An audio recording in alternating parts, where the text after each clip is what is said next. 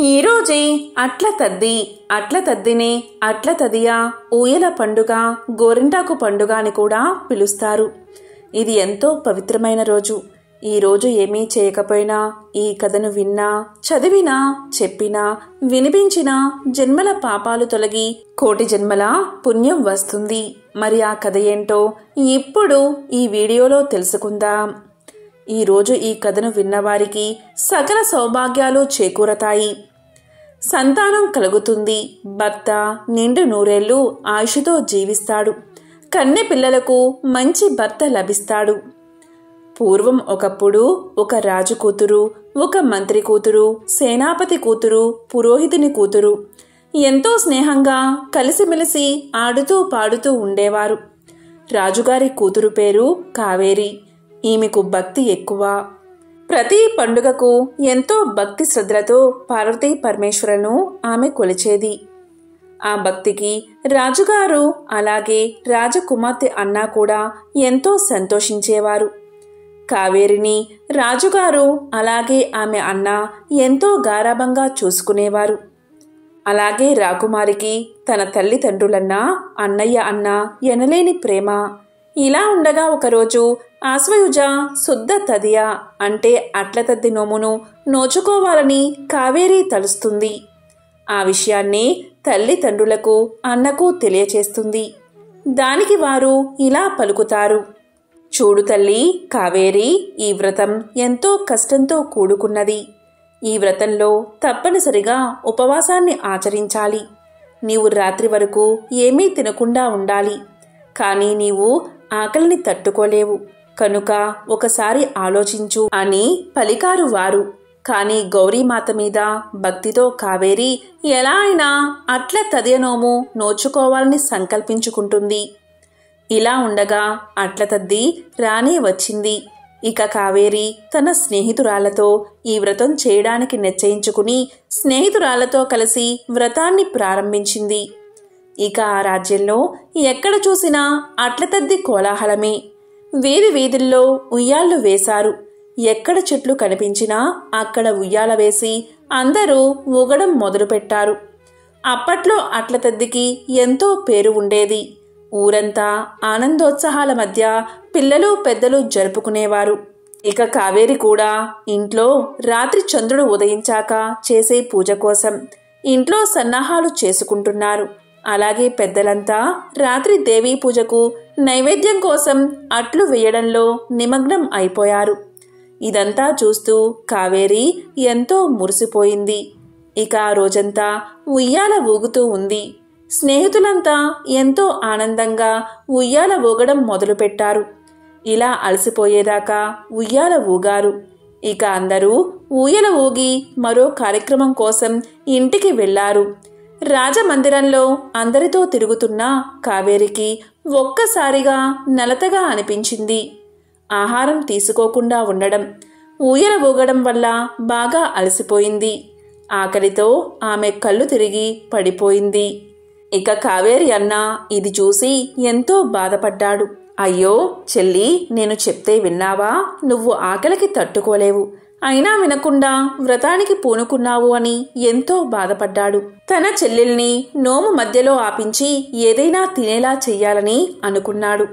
దానికోసం దూరంగా అద్దం పెట్టి ఆ అద్దంలో చంద్రబింబం ఒకటి కనిపించేలా తెల్లని వస్తువు పెట్టాడు. ఇక తన చెల్లెలి ముఖం మీద నీళ్లు చల్లి లేపాడు.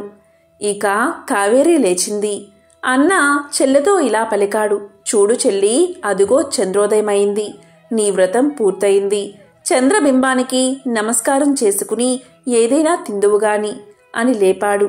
దానికి కావేరి, అవునా, నా వ్రతం పూర్తయిందా? ఆహా, నేను ఎంత అదృష్టవంతురాలిని, నేను అట్ల తద్ది నోమును నోచుకున్నాను అని సంబరపడింది.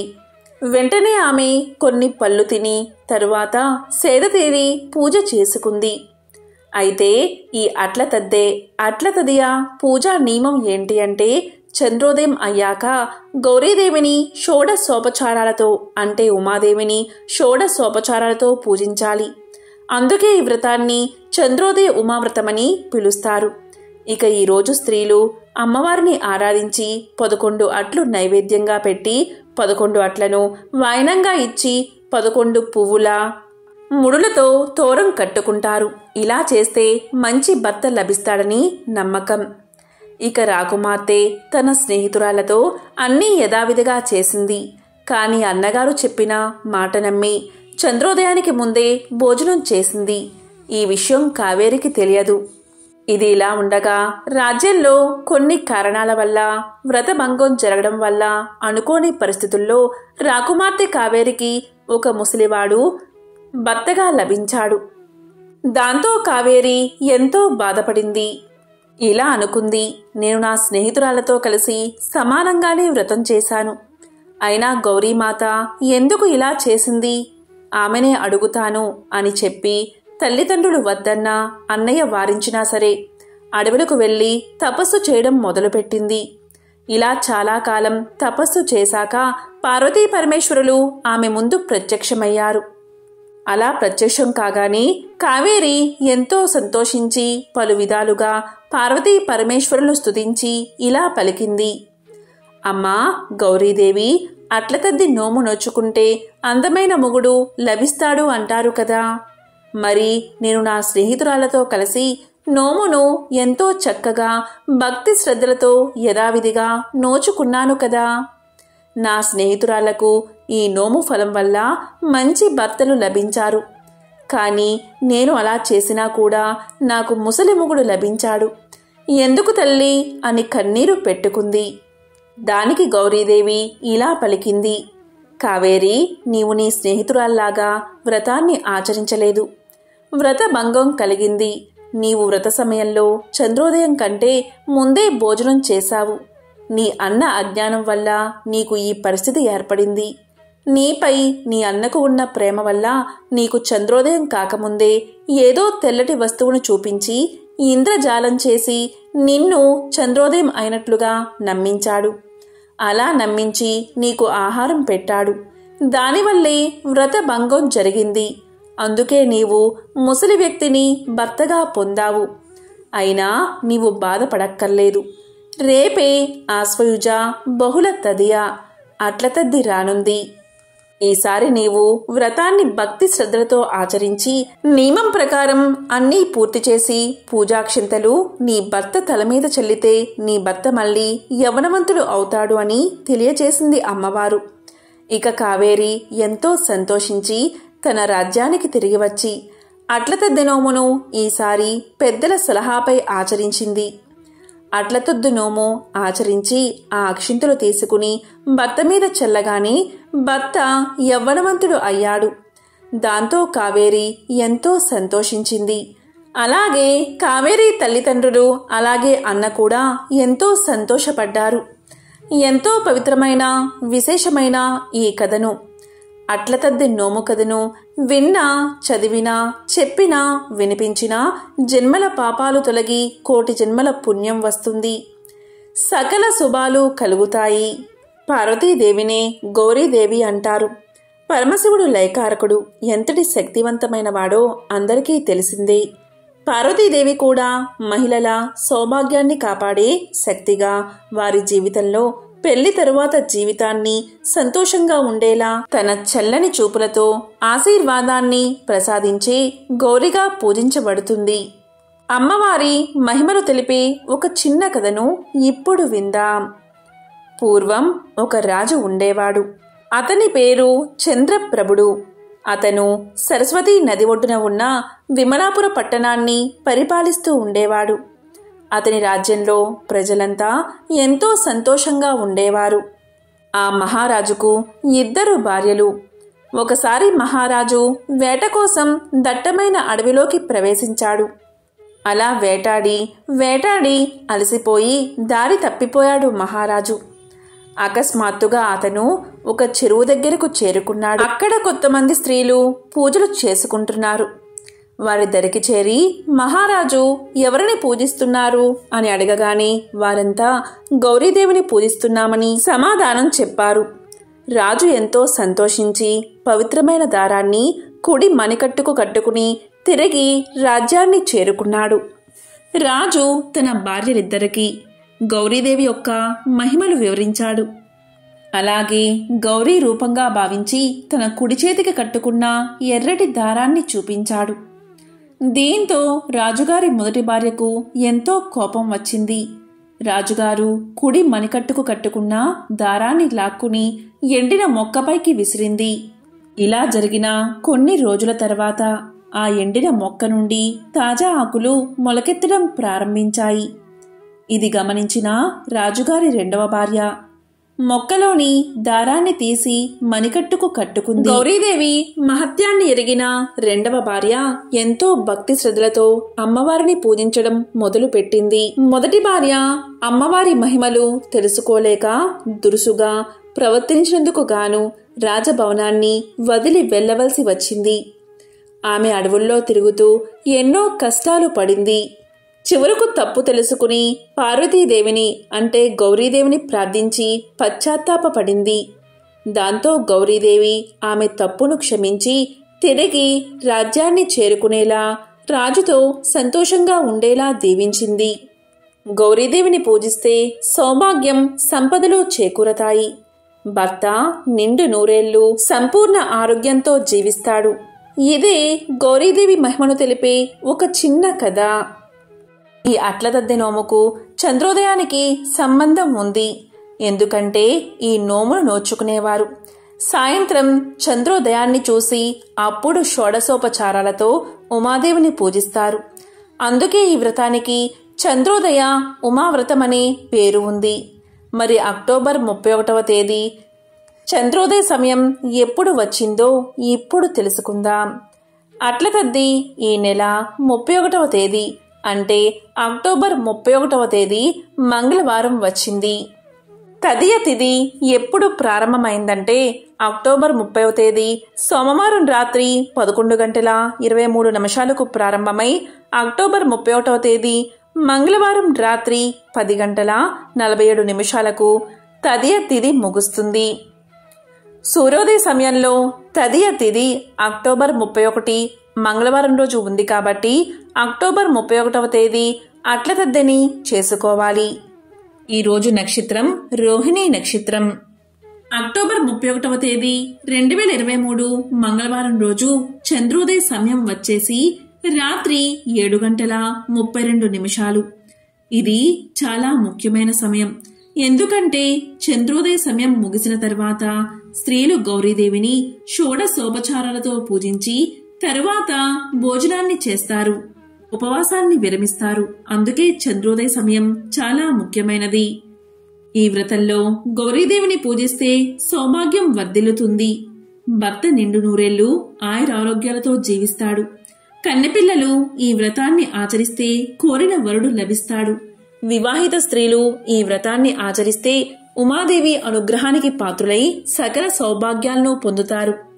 ప్రతి సంవత్సరం ఆశ్వయుజ శుద్ధ బహుళ తదియ రోజు స్త్రీలు అట్లతద్దె నోమును ఎంతో సంతోషంగా జరుపుకుంటారు. అట్లతద్దెకి ముందు రోజు అట్లతద్దె భోగి అంటారు.